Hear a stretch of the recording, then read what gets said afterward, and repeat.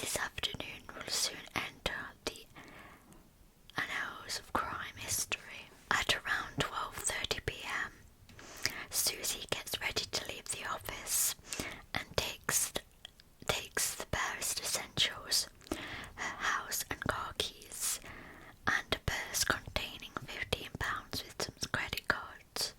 She has an appointment booked for 12:45 to meet a potential buyer, Mr Kipper, at 37 Shorrolds Road. The property has only been on the market for 1 week, but is conventionally close to the office. Approximately 10 minutes later, she's seen waiting alone. This is the last time she's seen. She disappears without a trace, just as though she's been erased by a rubber, Diana says, Suzy's mother. The aftermath. After quickly realising Suzy's never coming back, Diana pours her grief into some positive action and sets up the Susannah Lamplugh Trust. She becomes a tireless campaigner for the improvement of personal safety training and education for men, women and children. Her work is recognised in 1992 when she is awarded an OBE. The trust becomes a force for good and notches up a number of achievements.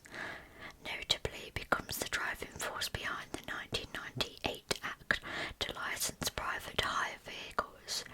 Rachel Griffin, director of the Susannah Lamplugh Trust. Its aim to reduce the number of rapes and sexual assaults which are linked. Its aim to reduce the number of rapes and SAs which are linked to unlicensed and illegal minicab drivers. In addition, it runs a national stalking helpline which has supported 10,000 victims of stalking in the last 4 years. It's campaigned and succeeded. It's changing the law for stalking to now be recognised as a criminal offence. This is something Diana felt very strongly about. She remains convinced Suzy was herself a victim of stalking. Sadly, Diana dies after a stroke on the 18th of August 2011. She's survived by her husband and 3 remaining children. She will never know what really happened to her daughter on the day of her disappearance. Despite Suzy's body never being found, the police named John Cannan as their main suspect and likely killer. To this day, they have not been able to obtain a confession or bring him to trial. Cannan continues to deny his involvement. He has, however, made this comment to a solicitor. I may well tell all when my mother dies. Whether he does or not remains to be seen. Circumstantial evidence. I didn't get this feeling of loss because you want to keep your hopes up, you know. You think any minute now she'll walk through that door. Richard Lamplugh says, Suzy's brother. The police decide they either need to implicate or eliminate Cannan as a suspect. There was massive circumstantial evidence that we uncovered in the re-investigation that pointed to Cannan. Detective Chief Inspector Jim Dickey.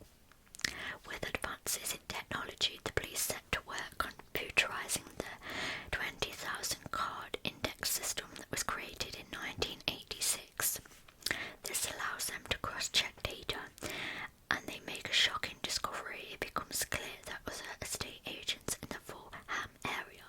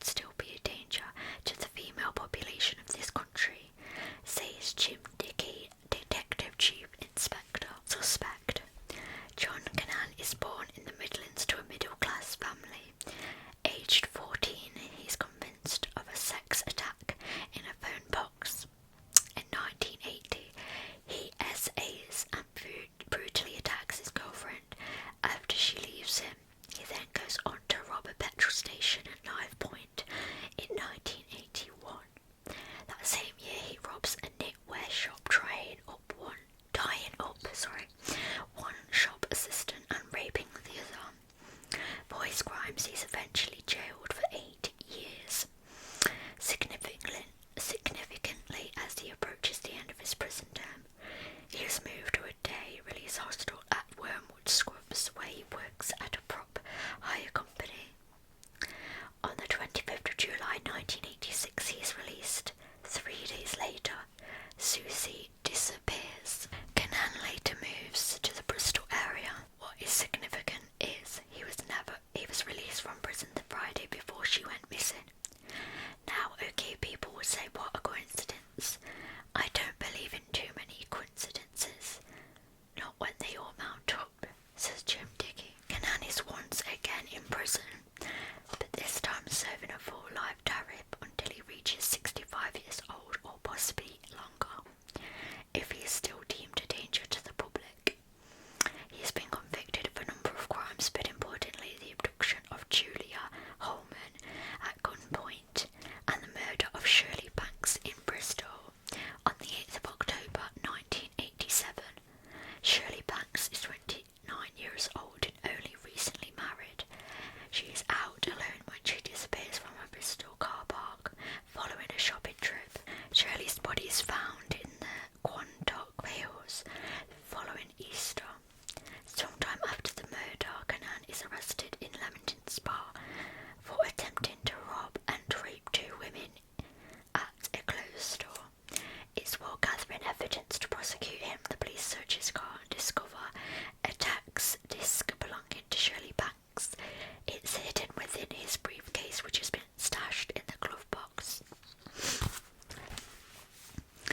The police tried to link the Shirley Banks murder in 1987 with the Suzy Lamplugh disappearance in 1986. The police discover Shirley's orange Mini Clubman in the lock-up garage at his block of flats. He's crudely painted in blue to avoid detection. Significantly, he's changed Shirley's number plate to read SLP 3865. You could interpret that as Suzy Lamplugh 86, the year being 86. It could also be a grid reference on a map because it corresponds very closely to the area of Norton Barracks in Somerset. It's the sort of thing Kenan would do. He would throw in a sweetener to either draw you up completely or give you a big enough cloud and see if you were clever enough, says Jim Dickey. Kenan plays games and enjoys taking control in an interview situation.